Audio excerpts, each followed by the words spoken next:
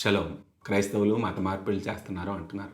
సరే, వాళ్ళకి తెలియదు కదా క్రైస్తవ్యం అంటే ఏంటో, క్రైస్తవ విశ్వాసం అంటే ఏంటో వాళ్ళకి తెలియదు కాబట్టి సరే వాళ్ళని వదిలేద్దాం. అయితే స్వస్థతలు లేవు, అద్భుతాలు లేవు, భాషలు లేవు, ప్రవచనాలు లేవు, అవన్నీ ఆగిపోయినాయి అని చెప్పే వాళ్ళ గురించి మనం ఏమంటాం?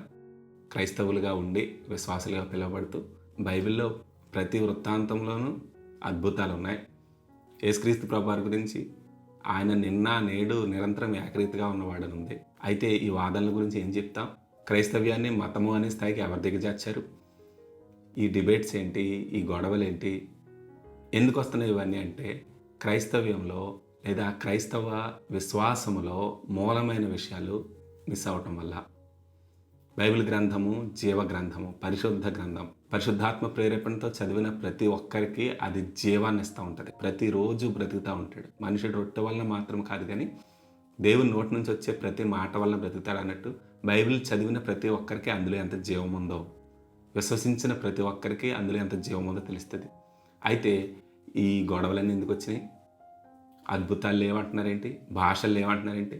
వాళ్ళని అడిగితే భాషలైనా నిలిచిపోను, ప్రవచనంలైనా నిరర్ధకంలాగా ఉంది కదా అంటారు. నేను చావనైనా చేస్తాను కానీ నేను మాట విన్నాను అంటే కనుక వెంటనే వెళ్ళి అతను చచ్చిపోతానంటున్నాడు, ఆత్మహత్య చేసుకుంటానంటున్నాడు అని ప్రాపగండ చేస్తే ఎలా ఉంటుందండి? అక్కడ చెప్పిన ఉద్దేశం ఏంటి? అలంకార రూపము, అక్షరార్థము అలంకార రూపం అని, లేకపోతే ఇంగ్లీష్లో అయితే ఫిగరేటివ్ స్పీచ్ అని. అలంకార రూపం కొన్ని ఉపమానాలుగా చెప్పబడతాయి. ఈ భాషలో ఉన్న ప్రాథమికమైన విషయాలు ఉపమానము, అలంకారము, అక్షరార్థము, ఈ తేడాలను కూడా గమనించలేకుండా ఉంటే క్రైస్తవ్యం నిందల పాలవటానికి ఆశ్చర్యమేముంది? దీని అంతటికీ కారణం ఏంటంటే, బైబిల్ గ్రంథము ఏం చెప్తుంది, ఏమి నమ్ముతున్నాం, విశ్వాసులు అని మనం పేరు పెట్టుకున్నాం, కానీ ఆ విశ్వాసులంగా ఉన్నామా లేదా, ఏం విశ్వసిస్తున్నాం?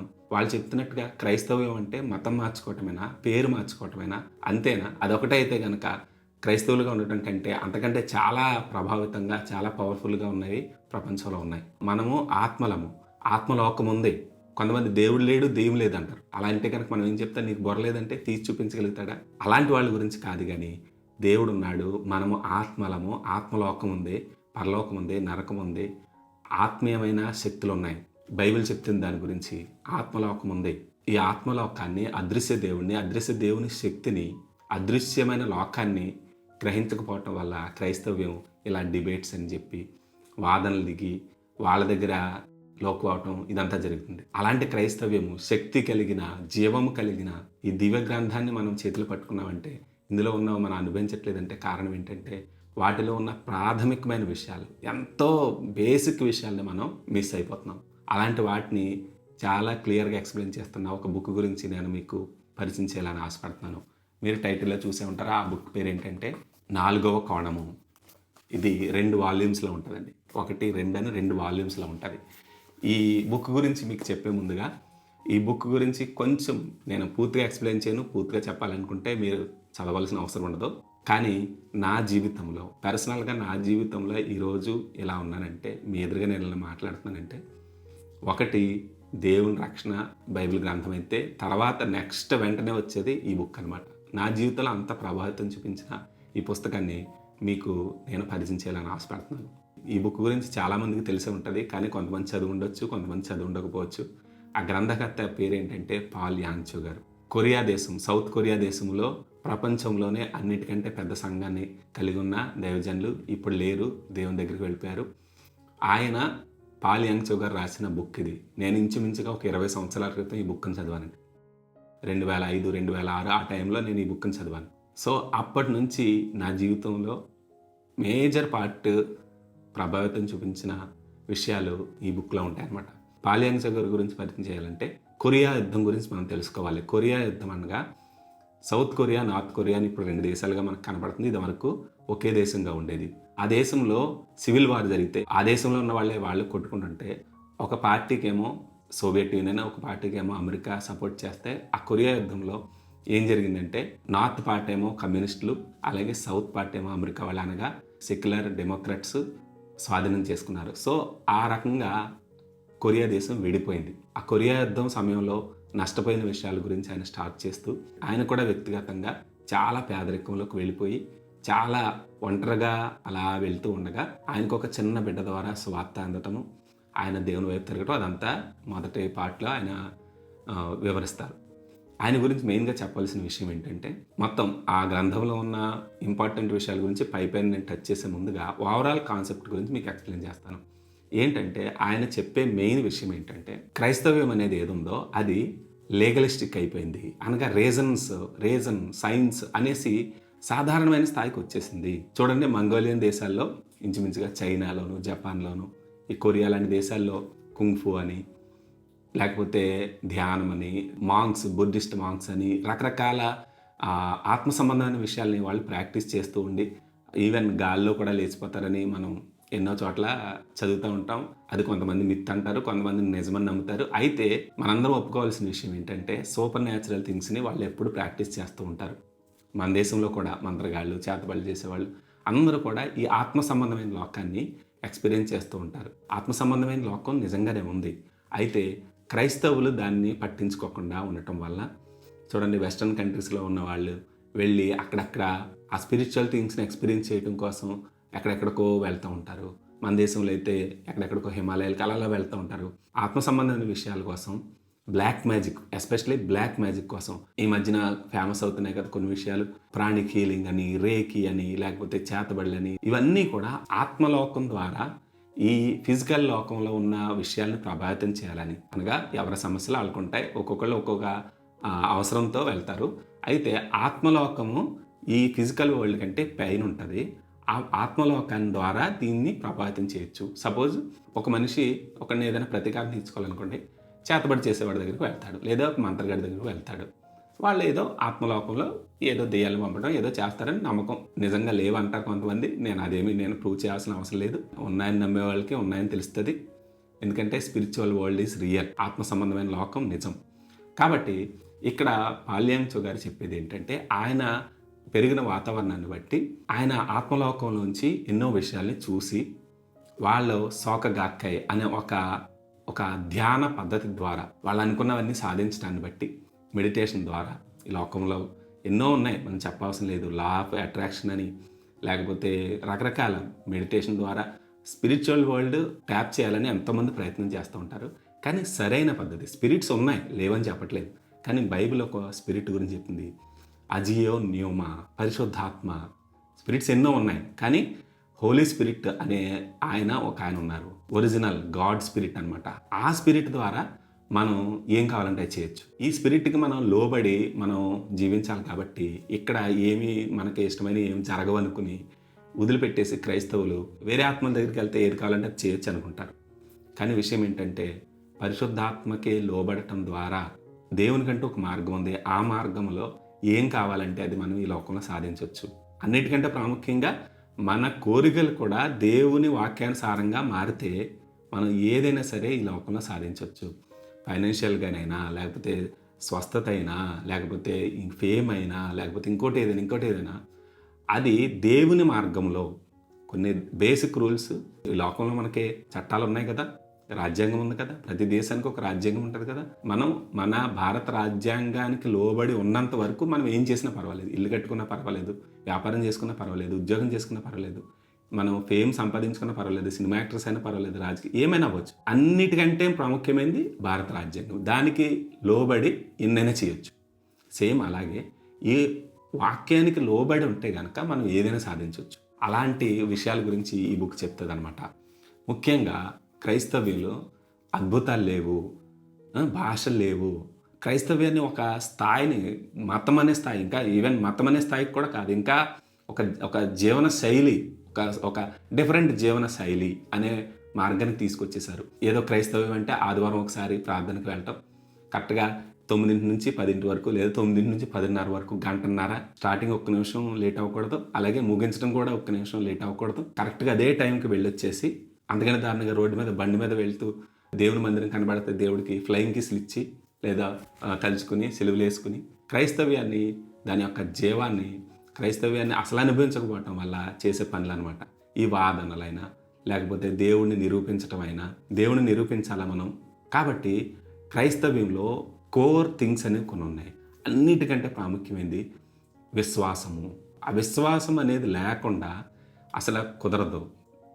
ఇక్కడ విశ్వాసం ద్వారా అద్భుతాలు జరుగుతాయి. నమ్మిన వాని వాళ్ళని సూచక్రియలు జరిగినని చెప్తూ మార్క్స్ వార్త 16 అధ్యాయంలో మనం 15వ వచనం నుంచి కింద వరకు చూస్తే ఎన్నో విషయాలు మనం అక్కడ చూస్తాం. నమ్మితే ఏదైనా జరుగుతుంది. ఈ కొండను చూచి నీవు ఎత్తబడి సముద్రంలో పడవేయబడదు అని చెప్తే లిటరల్గా కాదంట, పాపం అనే కొండ అంట. లిటరల్గా కాదు, ఆత్మలోకంలో జరుగుతాయి, లేదా ఏదో ఊహాలోకంలో జరుగుతాయి అద్భుతాలు అనుకుంటున్నారు. నేను చెప్తున్నాను, అద్భుతాలు నిజంగా జరుగుతాయి. నేను ఈరోజు ఈ బుక్ గురించి చెప్పే విషయాలు ఏమున్నాయో వాటిలో మోస్ట్ ఆఫ్ ద థింగ్స్ నేను అనుభవించినవే చెప్తున్నాను. ముందుగా విశ్వాసము. క్రైస్తవ జీవితంలో మూలమైంది విశ్వాసము. విశ్వాసం ఏంటంటే మనము దేవుని వాక్యము నమ్మాలి. ఈ నమ్మకం అనేది లేకపోవటం వల్ల దేవుని వాక్యం, పరిశుద్ధాత్మ, ఆత్మలోకము, దేవుడు, ఆ నమ్మకం లేకపోవటం వల్ల ఏం జరుగుతుందంటే మనకేమైనా ప్రాబ్లం వచ్చినప్పుడు లీగలిస్టిక్గా ఆలోచిస్తున్నాం. అనగా మనకేమైనా అనారోగ్య సమస్య వచ్చింది అనుకోండి, ఎవరి దగ్గరికి వెళ్ళాలి, ఏం చేయాలి, మొత్తం రీసెర్చ్లు చేస్తున్నాం. మనకి ఏదైనా ఫైనాన్షియల్ ప్రాబ్లం వచ్చింది అనుకోండి, మనం ఏం చేస్తున్నామంటే ఎవరొకరి దగ్గరికి వెళ్ళి ఇంకా అప్పులు ఎక్కువ చేయడానికి ట్రై చేస్తాం. ఏదైనా అవసరం వచ్చింది అనుకోండి, ఎవరొకరిని అడగడానికి ట్రై చేస్తాం. ఎందుకంటే దివ్య గ్రంథమైన బైబిల్ ఏం బోధిస్తుందో అది మనం పూర్తిగా అనుభవించట్లేదు. విశ్వాసం లేదు మనకి. అద్భుతాలు లేవని ఎందుకు అంటున్నారంటే అద్భుతాలు చూడలేదు. ఎప్పుడు చూడలేని వాడు తనకు తెలియని దాని గురించి తను ఎలా మాట్లాడతాడు? అద్భుతాన్ని జీవితంలో ఒక్కసారైనా అద్భుతాన్ని అనుభవించలేని వ్యక్తి ఏమంటాడంటే అద్భుతాలు లేవంటాడు, భాషలు లేవంటాడు, ప్రవచనం లేదంటాడు. ఎందుకంటే అతను ఎప్పుడు దాన్ని అనుభవించలేదు. తనకు తెలియని దాని గురించి ఎలా మాట్లాడతాడు? మనకు తెలియని దాని గురించి మనం మాట్లాడలేము. అలాగే జీవితంలో అనుభవించకుండా, దేవుని వాక్యంలో ఉన్నది ఏది అనుభవించకుండా మనం దాని గురించి మనం మాట్లాడలేము. మొదటిది విశ్వాసం. విశ్వాసం గురించి చెప్తూ ఆయన ఆ విశ్వాసం అనే దాని మీద ఈ 4వ కోణం అనే టైటిల్ ఏది ఉందో అది విశ్వాసం అనమాట. ఆయన ఏం చెప్తారంటే 3 డైమెన్షన్లో ఉన్న ప్రపంచాన్ని 4th డైమెన్షన్ విశ్వాసము అనగా ఆత్మలోకము ఈ 3 డైమెన్షన్ని ప్రభావితం చేస్తూ ఉంటుంది అనేది ఈ బుక్ యొక్క మెయిన్ ఉద్దేశం. ఆ ఆత్మలోకాన్ని మనం ఎలా చేరుకోగలుగుతామంటే విశ్వాసం ద్వారా చేరుకోగలుగుతాం. ఈ వాక్యంలో దానికి సంబంధించిన కొన్ని రూల్స్ ఉన్నాయన్నమాట. విశ్వాసం అనే దానికి కీ ఎలిమెంట్స్ 2 రకాలన్నమాట. మొత్తం అంతా మీకు ఎక్స్ప్లెయిన్ చేయను, కానీ జస్ట్ మీకు పైన టాపిక్స్ చెప్తాను. పొదుగుట విశ్వాసపు విధి అనే ఒక చాప్టర్ ఉంది.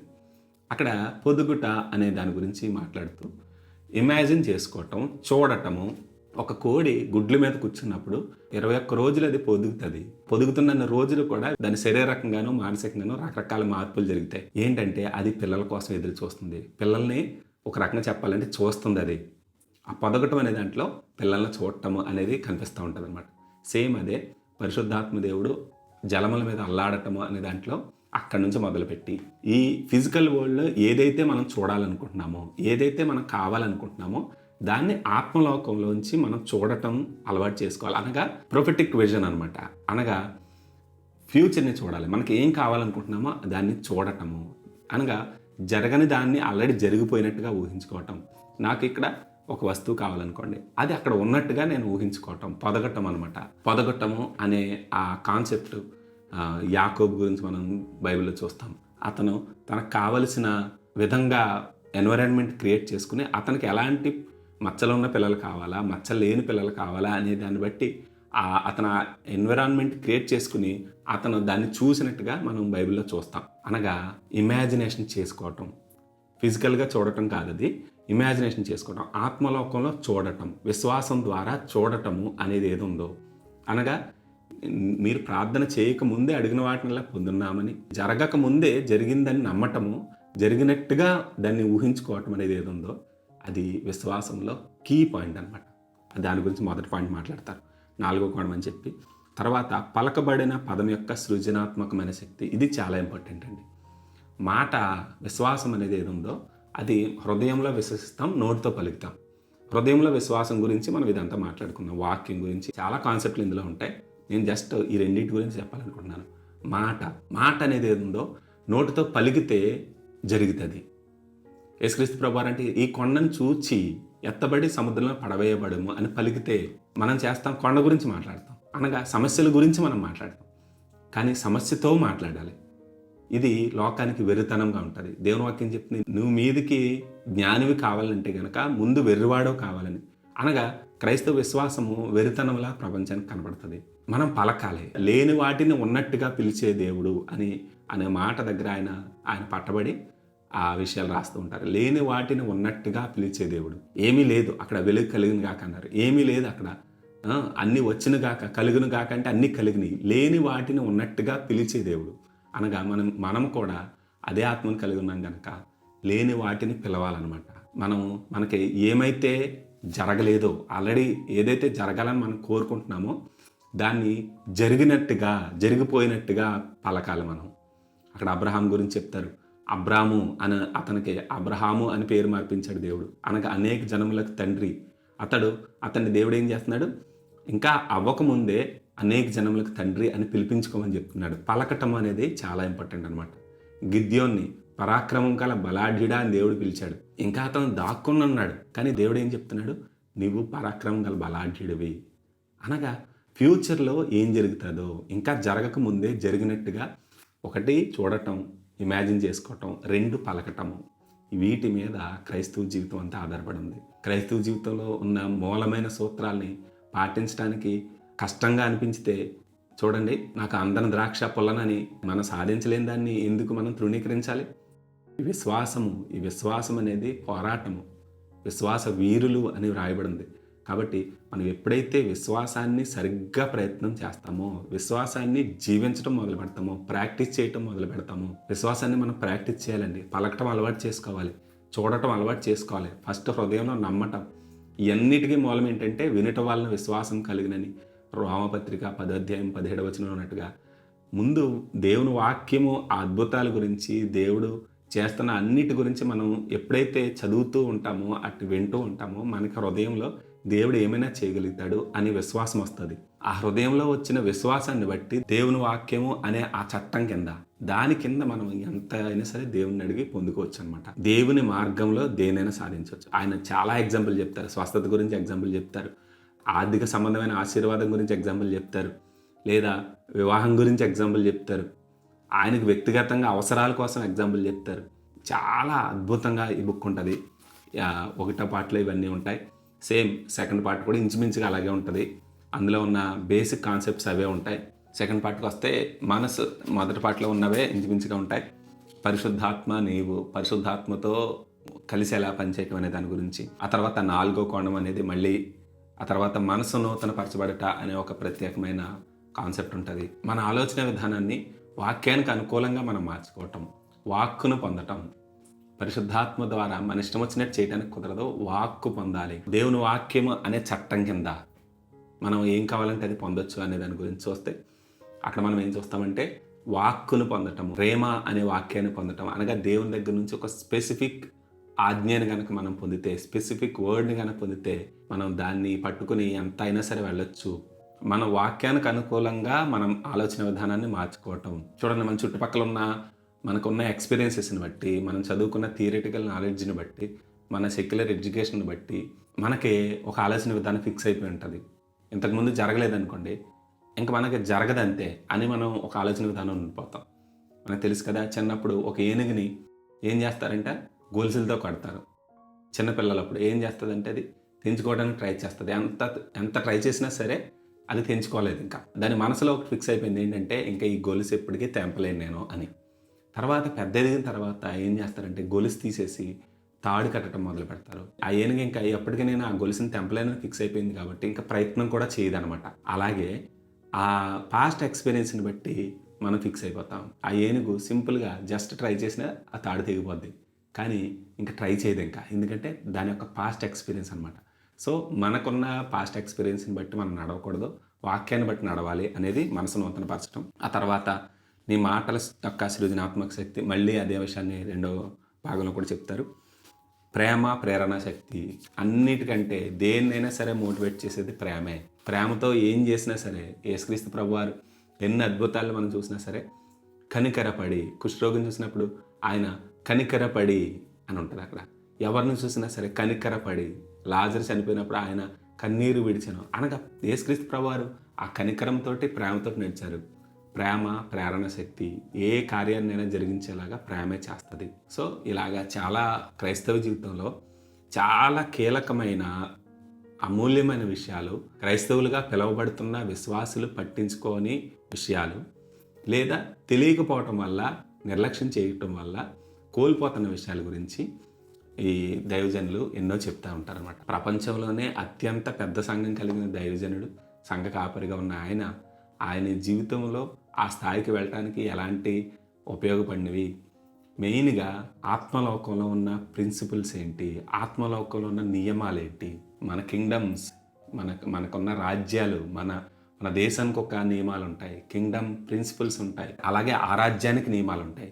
ఈ రాజ్యంలో నుండి ఆ రాజ్యానికి రెండింటికి మధ్య వారధిగా ఉండేది ఏంటంటే విశ్వాసం అన్నమాట. సో అలాంటి ఇంపార్టెంట్ అయిన విషయాల గురించి ఈ బుక్ మాట్లాడుతుంది. కాబట్టి మీరు ఎవరైనా కనుక ఈ బుక్స్ చదవాలనుకుంటే కనుక నేను ఈ అడ్రస్ని, ఈ పబ్లిషర్స్ అడ్రస్ని మీరు కావాలనుకుంటే ఎక్కడికి ఏ బుక్ షాప్లోకి వెళ్ళినా మ్యాక్సిమం దొరుకుతాయి ఈ బుక్స్. మీ దగ్గరలో ఉన్న క్రిస్టియన్ బుక్ స్టాల్కి వెళ్ళి మీరు అడిగి ఒకవేళ కావాలనుకుంటే ఆర్డర్ పెట్టి రప్పించుకోండి. లేదా ఈ అడ్రస్ని నేను డిస్క్రిప్షన్లో పెడతాను, వాళ్ళకి మీరు కాంటాక్ట్ అయ్యి కావాలనుకుంటే మీరు ఫోన్ ద్వారా ఆర్డర్ చేసి కొరియర్లో కూడా రప్పించుకోవచ్చు.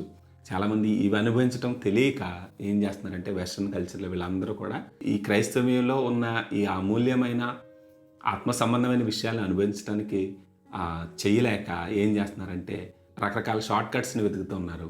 ఎక్కడెక్కడికో మెడిటేషన్స్ అని, ఆ మంత్రగాల దగ్గరికి, లేకపోతే ఎక్కడెక్కడికో రకరకాల ప్రయత్నాలు చేస్తున్నారు. క్రైస్తవ్యంలో దేవుని వాక్యంలో అంతకంటే చాలా ఎక్కువ ఉంది. మీలో ఉన్నవాడు లోకంలో ఉన్నవానికంటే గొప్పవాడని దేవుని వాక్యం చెప్తుంది. సో దేవుని వాక్యంలోనూ ఆత్మీయతలోనూ ఉన్న ఉన్నతమైన విషయాలు మనం అనుభవించాలంటే కనుక విశ్వాసం ఉండాలి.